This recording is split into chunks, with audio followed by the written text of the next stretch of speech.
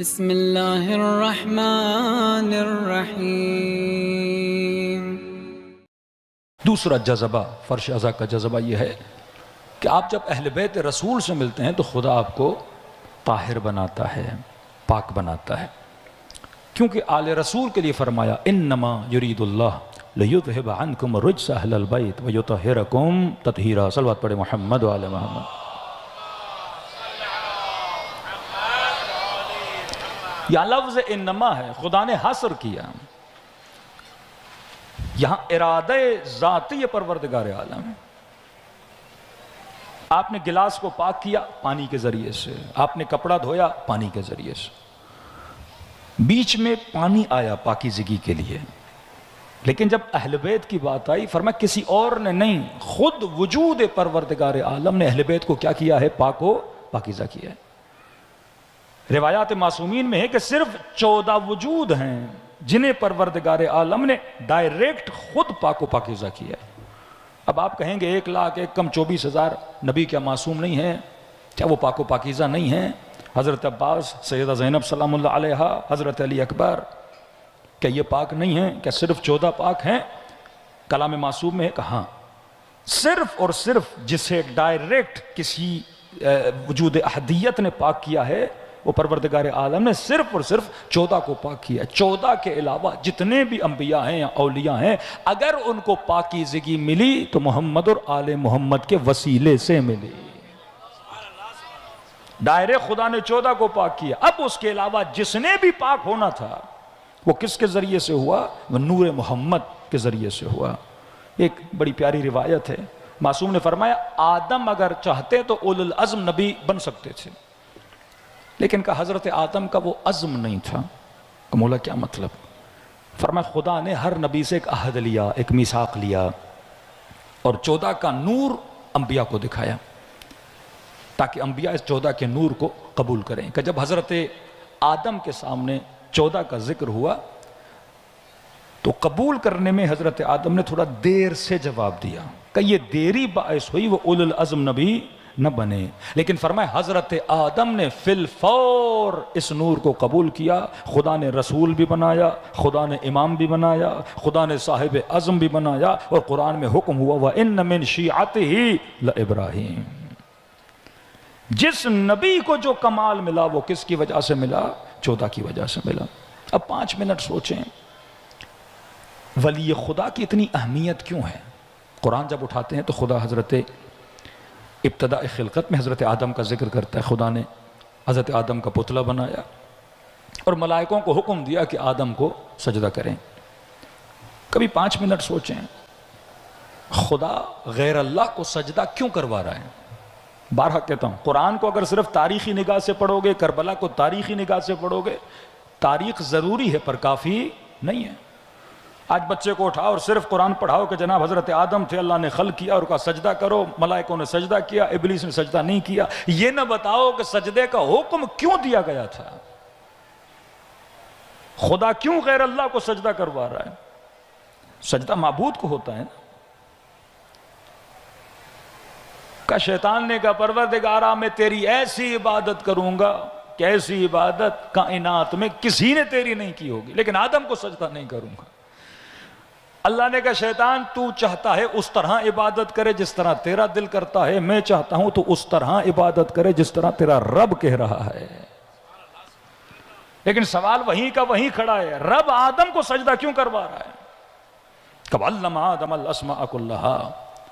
یہاں نظام ولایت تمہیں سمجھ میں آئے گا۔ خدا یہ چاہتا ہے عابد بنو، زاہد بنو، لیکن میں تجھے تب تک مقام نہیں دوں گا جب تک ولی اللہ کا احترام نہیں کرو گے، جب تک ولی اللہ کے سامنے تواضع نہیں کرو گے، اس کی تعظیم نہیں کرو گے، میں تجھے مقام نہیں دوں گا۔ اب 1,00,000 نمازیں پڑھو، اب 1,00,000 روزے رکھو، لیکن اگر ولی اللہ کی ولایت میں نہیں ہو، ان نمازوں کا کوئی فائدہ نہیں ہے۔ اصلاً یہ ولایت کے حصار میں آنا ضروری کیوں ہے؟ کہ احد کے پہاڑ جتنی خیرات دے دے، صبح سے شام تک عبادت کرے، لیکن فرمایا اگر علی کی محبت دل میں نہیں ہے تو جنت کی خوشبو سونگھ بھی نہیں پائے گا۔ کیوں ضروری ہے؟ آج فرق شیعہ اور سنی کیا ہے؟ نماز آپ بھی پڑھتے ہیں، نماز وہ بھی پڑھتے ہیں۔ سب سے اہم ترین فرق جو ہمیں ادیان عالم سے جدا کرتا ہے کہ ہم اہل ولایت ہیں۔ مسلمان نماز بھی پڑھتا ہے، روزہ بھی رکھتا ہے، زکوٰۃ بھی دیتا ہے، سارے کاموں میں ہم مشترک ہیں۔ جہاں پہ ہماری فکر الگ ہو جاتی ہے وہ کیا ہے؟ ولایت۔ اب یہ ولایت کیوں اتنی ضروری ہے؟ ولایت ہمیں کیا دیتی ہے کہ خدا نے ابلیس کو اس دربار سے نکال دیا کیونکہ اہل ولایت نہیں بن رہا تھا؟ عجیب واقعہ آپ کے 5ویں امام کا، فرمایا حضرت موسیٰ نے اللہ کو کہا کہ خدایا میں آپ کے درمیان اور ابلیس کے درمیان چاہتا ہوں تھوڑی نیگوسیشنز ہوں، ٹیبل ٹاک ہو، معاملہ سولو کرواؤں، یہ بدبخت سب کو گمراہ کر رہا ہے۔ خدا نے کہا بات کرو۔ مولا فرماتے ہیں کہ حضرت موسیٰ نے بات کی ابلیس سے، کہا بھائی توبہ کرو، کہ اللہ پتہ نہیں معاف کرے کہ نہیں، کہا میں نے بات کر دی ہے، خدا تمہارے گناہوں کو معاف کر دے گا۔ کہا ٹھیک ہے، منظور ہے، اگر اللہ معاف کرتا ہے تو میں ابلیس توبہ کرنے کے لیے تیار ہوں۔ ابلیس راضی ہو گیا۔ پھر حضرت موسیٰ نے خدا سے بات کی، پروردگارہ وہ توبہ کرنے پر راضی ہے۔ اللہ نے کہا میں معاف کرنے پر راضی ہوں، لیکن شرط یہ ہے کہ آدم کی قبر پہ جائے اور جا کے سجدہ کرے۔ اب فارسی میں کہتے ہیں لج و لج بازی، یہ کوئی خدا کے درمیان اور ابلیس کے درمیان کوئی ضد نہیں چل رہی کہ خدا وہ بندہ توبہ کے لیے تیار ہے اور خدا کہے کہ نہیں اس کو سجدہ کرو گے، آدم دنیا سے جا چکے، نہیں قبر پہ بھی جا کے سجدہ کرنا ہے۔ مسئلہ یہی ہے، توبہ بھی تب قبول ہوگی جب اہل ولایت بنو گے۔ اگر اہل ولایت نہیں تو خدا توبہ قبول نہیں کرتا۔ کہ مجھے تو تم پہلے دن سے مانتے ہو، مسئلہ یہ ہے ولی اللہ کو مانو، ولی اللہ کے حصار میں آؤ، کیونکہ میرے سارے فیوزات اور فیض الہی رحمتیں اگر نازل ہوں گی تو کس کے ذریعے سے؟ میں انہی کے ذریعے سے تمہیں رحمتیں دیتا ہوں۔ کہا شیطان نہیں مانا، خدا نے کہا پھر میں بھی توبہ قبول نہیں کروں گا۔ اب ولایت کیوں ضروری ہے؟ نوجوانوں کے لیے ایک چھوٹی سی مثال تاکہ آپ کو سمجھ میں آ جائے۔ دیکھیے آپ کھانا کھاتے ہو، کھانا کس کو طاقت دیتا ہے؟ بدن کو۔ سیب کھایا، پھل کھائے، فروٹ کھائے، ساری وٹامنز آپ کی باڈی میں گئیں، بدن طاقتور ہوا۔ اب کھانا یہ تعین نہیں کرتا کہ میں حلال کروں گا یا حرام کروں گا۔ اللہ کے سفرے پہ بیٹھ کے کھانا کھایا، ہو سکتا ہے کل جا کے کسی مومن کا جا کے قتل کر دے کوئی، اور ہو بھی سکتا ہے مسجد میں جا کے نماز پڑھے۔ کیا امیر شام کھانا نہیں کھاتا تھا؟ کیا جناب ہور کھانا نہیں کھاتے تھے؟ لیکن ایک نے کھانا کھایا قاتل حسین بنا، ایک نے کھانا کھایا ناصر حسین بنا۔ مسئلہ سمجھو، کھانا ڈائریکشن نہیں دیتا، کھانا صرف بدن کو طاقتور بناتا ہے۔ دوسری چیز، جب آپ ریاضتیں کرتے ہو تو آپ کا روح طاقتور ہوتا ہے، اور ریاضتیں صرف مسلمان نہیں کرتا، ہندو بھی کرتے ہیں، کرسچن بھی کرتے ہیں۔ آپ روزہ رکھتے ہو، روزہ ریاضت ہے، یہ ریاضت روح ہے، اس سے روح طاقتور ہوتی ہے۔ آپ نماز پڑھتے ہو، ریاضت ہے کہ آپ کوشش کرتے ہو 17 منٹ میری توجہ خدا کی طرف رہے، یہ ریاضت ہے۔ ہم سے زیادہ سخت ریاضتیں ہندو کرتے ہیں۔ آپ جا کے دیکھ لیجئے ان کے پنڈت بدھسٹ کو دیکھ لیں، بال نہیں رکھتے پوری زندگی، شادی نہیں کرتے پوری زندگی، شہوتوں کا بائیکاٹ کرتے ہیں۔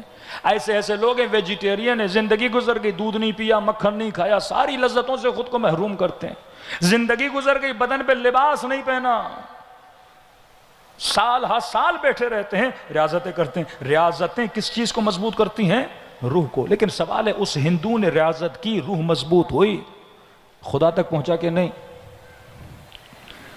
ساری ریاضتیں کرنے کے بعد خدا تک نہیں پہنچا، اور وہاب قلبی 2 دن میں حسین نے اسے جنت تک پہنچا دیا۔ سمجھو ولایت کا فائدہ۔ روح مضبوط ہو گئی، خدا تک نہیں پہنچا، بدن مضبوط ہو گیا، خدا تک نہیں پہنچا۔ ریاضتیں کرنے سے کوئی عبد خدا نہیں بنتا، خوارج سے بڑا کوئی عابد نہیں تھا۔ لیکن ایک خاتون کو دیکھا جس کے دل میں علی کی محبت تھی، اس کے شکم کو چاک کیا، بچے کو نکالا، ماں کے سامنے اس بچے کو ذبح کیا۔ ایک بکرے کا سر کٹتا ہے، ہم چہرہ موڑ دیتے ہیں کہ مولانا یہ منظر دیکھا نہیں جاتا۔ خارجی اتنی نمازیں، کیونکہ روح مضبوط ہے، اتنا قسی القلب بن چکا ہے، وہ کام کرے گا جو آپ نہیں سوچ سکتے۔ ساری عبادتیں کر رہے ہیں، داڑیاں رکھی ہوئی ہیں، عابد ہیں، زاہد ہیں، آپ سے زیادہ وہ عبادتیں جو خوارج نے کی ہم شاید سوچ بھی نہ سکیں، 4 گھنٹے نماز شب پڑھنا، روح مضبوط ہے۔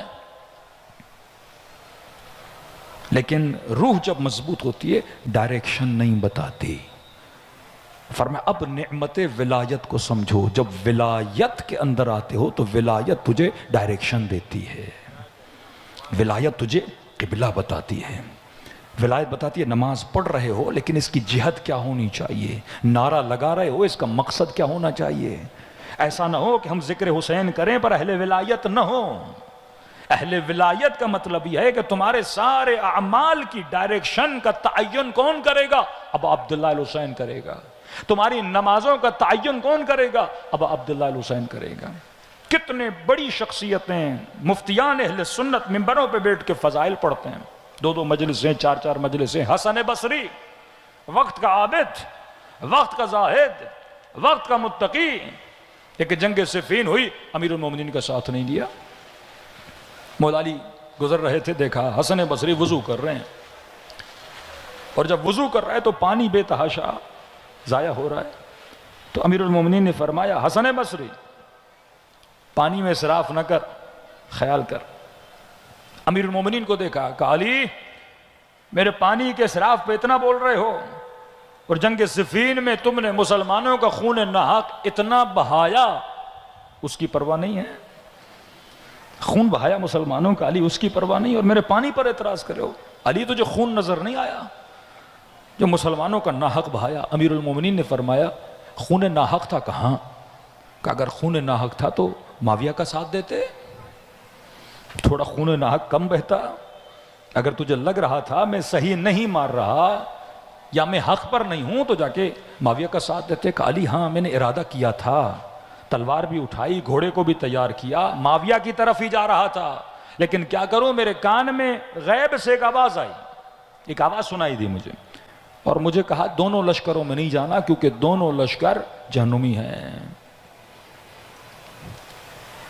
مسکرا کر امیر المومنین نے اسے دیکھا، کہ حسن بصری ابھی تک سوچا ہے کہ یہ آواز کس کی تھی؟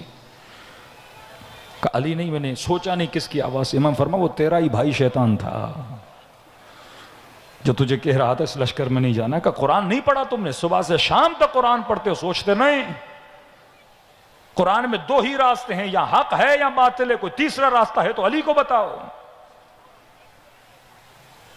یا میں حق پر ہوں یا وہ حق پر ہے، کوئی تیسرا راستہ ہے تو ہمیں بھی بتاؤ۔ کہ رسول کی حدیث ہے علی مع الحق والحق مع علی، علی حق کے ساتھ ہے، حق علی کے ساتھ ہے۔ یہ نہ دیکھنا کہ حق کہاں جا رہا ہے، یہ دیکھنا کہ علی کہاں جا رہے ہیں۔